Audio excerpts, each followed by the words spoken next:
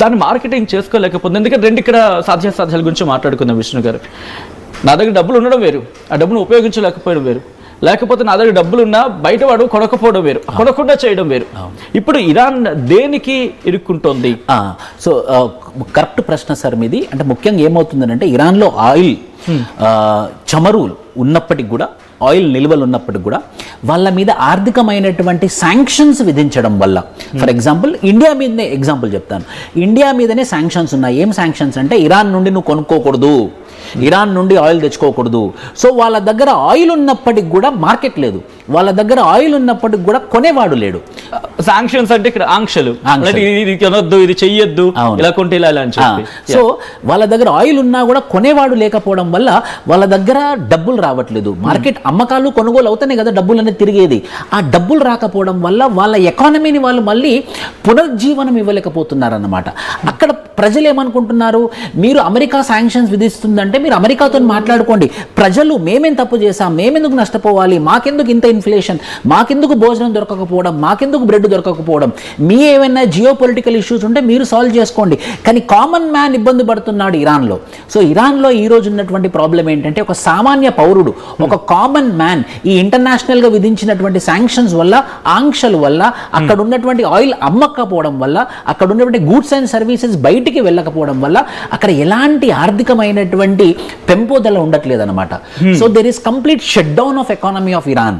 But sorry for the interruption Vishnu గారు, అంటే economy గురించి వచ్చినప్పుడు ఇది ఇరాన్ ఈ రెజ్యూమ్ రావడానికి కారణం అది. వాళ్ళు జాతీయకరణ చేశారు వాళ్ళ సంపదని. వెనిజులా ఫార్ములా ఇక్కడ కూడా కనిపిస్తోంది. వాళ్ళు జాతీయకరణ చేసిన తర్వాత అప్పుడు కాస్త మళ్ళీ ముందుకు వెళ్ళారు, అక్కడ పాలనంతమైన తర్వాత బాగా ముందుకు వెళ్ళారు. కానీ 40 ఏళ్ల పాటు సాగిన ప్రయాణం ఈ రోజు ఇలా కాలగర్భంలో కలిసిపోవడానికి సిద్ధంగా ఉందని చెప్పి మాట్లాడుకోవడానికి కారణం ఏమైంది? ప్రజల్లో పెద్ద మూమెంట్ వచ్చిందండి.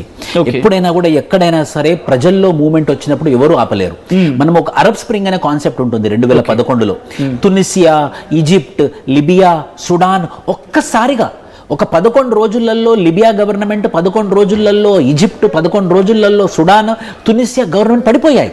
ఎన్నో సంవత్సరాలుగా పాతుకుపోయినటువంటి రాజ్యాధికారము, రాజులు వాళ్ళని ప్రజలు ఎల్లగొట్టేశారనమాట.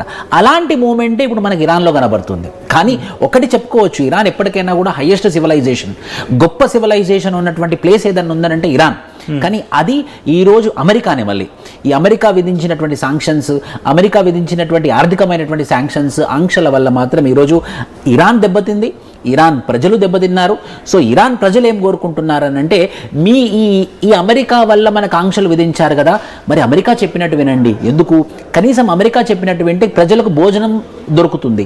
ఇప్పుడు మనం చూసినటువంటి ట్వీట్ కూడా దానికి సంబంధించింది. ఈ షా పెహల్వాయి అనే ఒకసారి ట్వీట్ మళ్ళీ చూపించే ప్రయత్నం చేయండి. ఇప్పుడు మీకు ఈ ట్వీట్ చూస్తే అర్థమవుతుంది.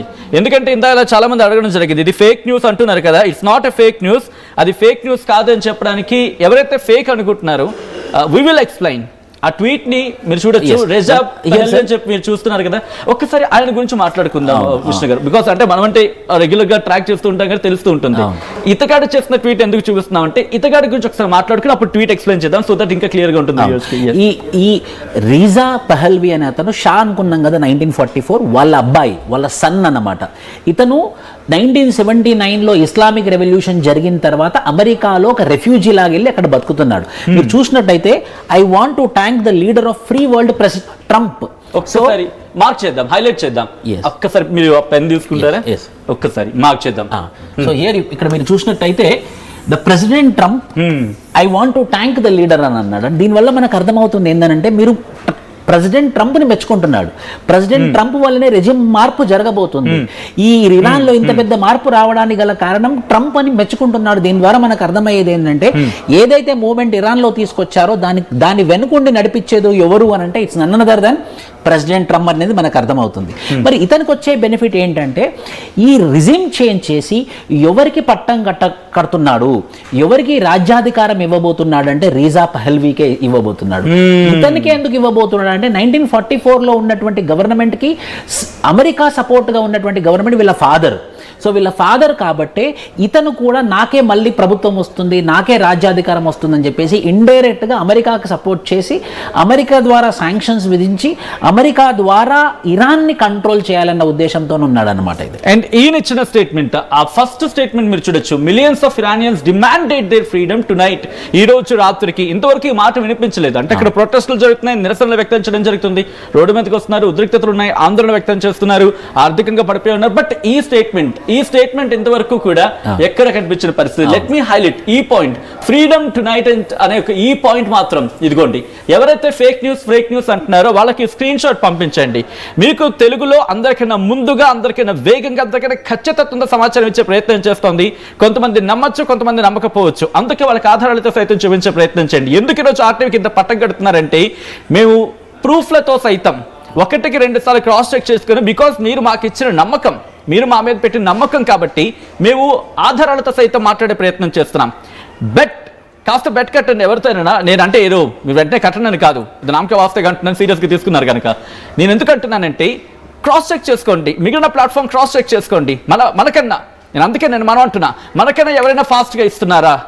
మాక్సిమం యాక్యురసీ గురించి మాట్లాడుకుంటే 98-99% ఇది మీరిచ్చిన బాధ్యత. సో ఎవరైనా ఫేక్ న్యూస్ అంటే కనుక ఇదిగో ఇదే స్క్రీన్ షాట్ తీసి పంపించండి. అతగాడు చేసిన ట్వీట్ మనం ప్రూఫ్తో సైతం మాట్లాడుతున్నాం, ఆ విజువల్స్ ని కూడా చూపిస్తాం అక్కడ ఎటువంటి పరిస్థితి ఉందనేది.